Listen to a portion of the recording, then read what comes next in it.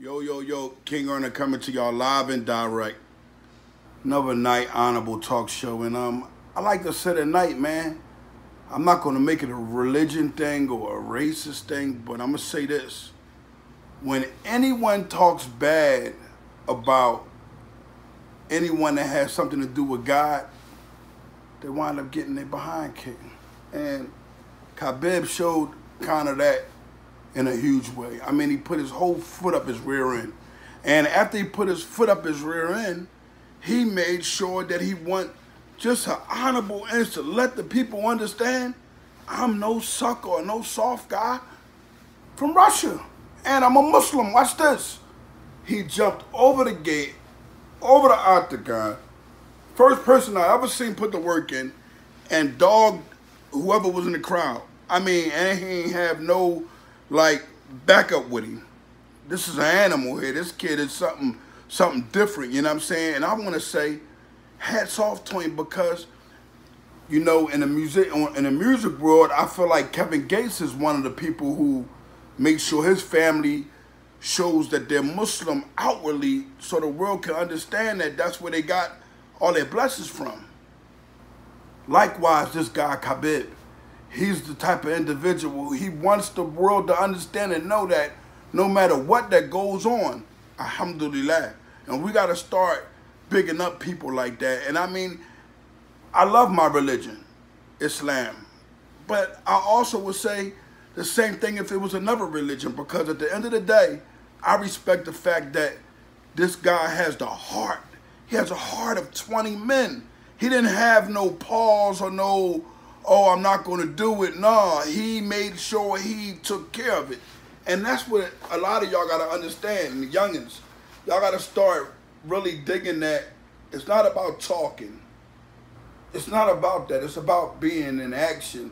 It's about making sure that whatever you do, you keep your honor intact. And right now, as we speaking, you got to remember, KHABIB's purse is on hold. His cash is on hold.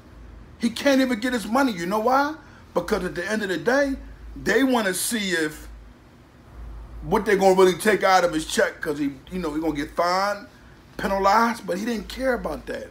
It was about his honor. It was about his respect. And you got to, you got to look past the way he carried it after the fact, because he could have just, took it on the chin and been humble, and I respect that. But then who would have got the message not to talk bad about a Muslim?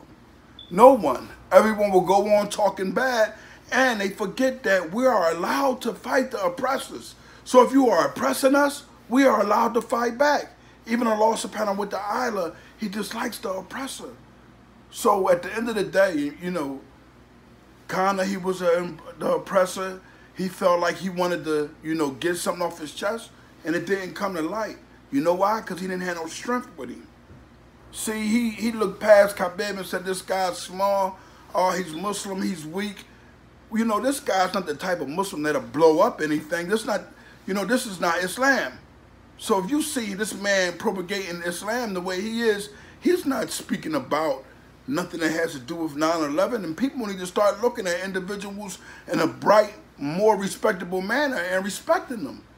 And I'm pretty sure after the kind of got his behind whip, many of y'all understand that you can't just go disrespecting people just because you feel like it. And not only was it about his religion, but even about his country.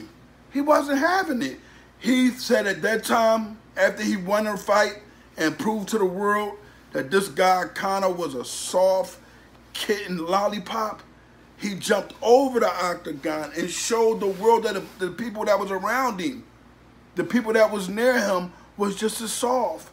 They had no honor in their veins. Where were they at?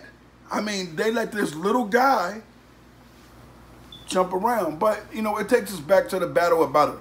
And you know what happened with the Battle of Badr? There was very few Muslims, and we defeated the oppressors. Those who went against it without having any type of understanding. If you people had understanding of it, you would love Islam. And that goes out to those who are non-Muslims, worldwide, because we don't have no problem with loving you guys as people. Love us as people also. and respect my people. You know who my people is. You see the color of my skin. But Arabics, blacks, we all the same. Listen to me. At the end of the day, Allah gave us all a heart, a brain. So I don't care what color you are. At the end of the day, we got a mission. And that mission is hopefully right now at this day and time, is to stop what's going on. And what's going on is our community is failing because people don't know how to respect one another.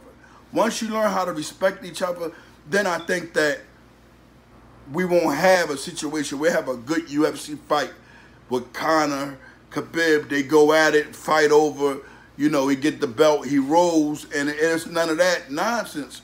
But when you go too far, you make good people want to fight back. And sometimes, I'm not going to say that violence is cool, but it's not wrong to fight back. The bully wants to keep bullying you, and that's what Conor is. He's a bully. Conor wanted to bully KHABIB around, and he couldn't do it no more. And that goes out to the children that are, I don't care what size you are, little girl. I don't care what size you are, little boy. You're a human being, and we love you regardless. Don't sit there and let nobody bully you.